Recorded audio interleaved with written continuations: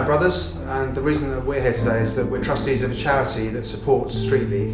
The charity is called the William Wates Memorial Trust. We set the trust as a memorial primarily for William. William was killed in 1996 when he was travelling, aged 19. So for that reason, the trust has a big focus on young people and helping young people fulfil their potential. The William Wates Memorial Trust is a grants-giving charity, and we help people who are in not a great position get themselves back on track.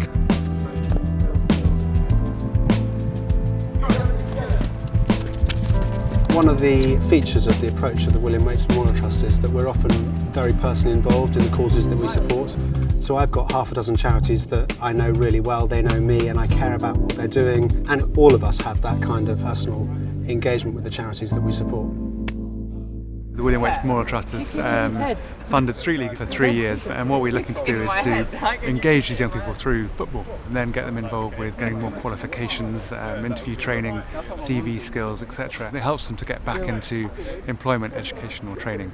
And Street League have a 75% success rate of doing that, which is a fantastic tribute to them.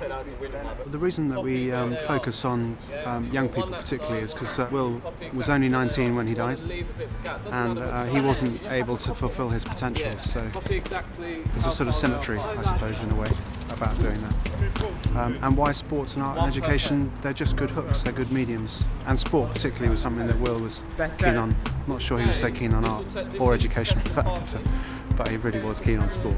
So we have these three broad categories that we support: sport, art and education, and we're here at Street League today, which is a good example of sport.